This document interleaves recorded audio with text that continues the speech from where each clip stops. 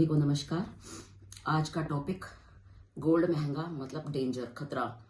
और सच में ही गोल्ड महंगा होगा तो खतरा तो है ही। चलो आज इसी टॉपिक को डिस्कस करते हैं कि गोल्ड अगर लगातार अगर उसके रेट बढ़ते चले जाएं तो इससे खतरा कैसे है।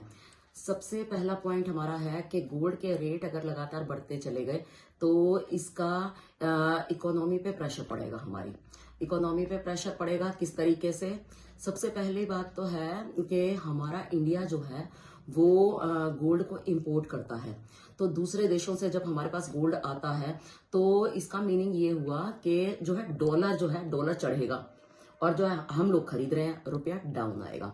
आप समझ रहे हो इस बात को। पहले के हमारे जो बुजुर्ग लोग ये कहा करते थे कि जब रुपया डाउन होने की बात पर गौर करिएगा कि बोरी भर के नोट लेके जाया करोगे और जो है इतनी सी चीज लेके आया करोगे, ये बातें कहा करते थे।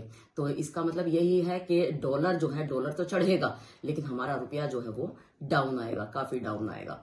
एक तो ये तो हमारे इंडिया के ऊपर ही असर हो गया इसका। दूसरा जो है इसको अब लगातार रेट अगर इस गोल्ड के बढ़ते रहेंगे तो दिमाग किधर दौड़ेगा। दिमाग यही दौड़ेगा कि ना हम लोग जो है शेयर मार्केट से पैसा निकाल कर गोल्ड में इन्वेस्ट करें। दूसरा पॉइंट आपका ये हो गया।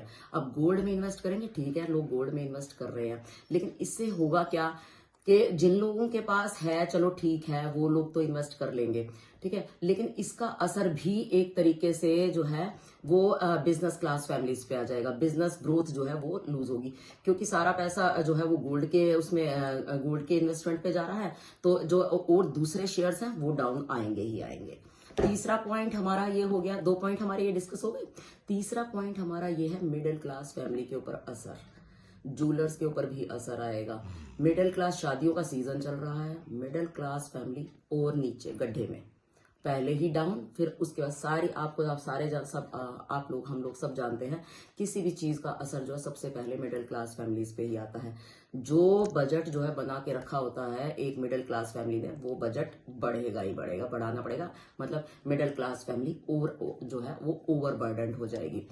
चौथा जो है हमारा जो है मतलब ये मत समझिए कि जो है हमारी इकोनॉमी पूरी तरीके से हिलेगी। और हमारा नेक्स्ट वो जो है यही है कि जो है मिडिल क्लास फैमिली जो है बिल्कुल डाउन, और उसके बाद जो है ये हमारी इकोनॉमी के लिए वार्निंग साइन हो गया ये। तो मेरा आपसे यही कहना है, आपसे मैं यही पूछना चाह रही हूँ कि हमें गोल्ड में इन्वेस्ट करना चाहिए या नहीं करना चाहिए। तो ये आप मुझे कमेंट करके बताइएगा कि गोल्ड में इन्वेस्ट करें या ना करें। Thank you.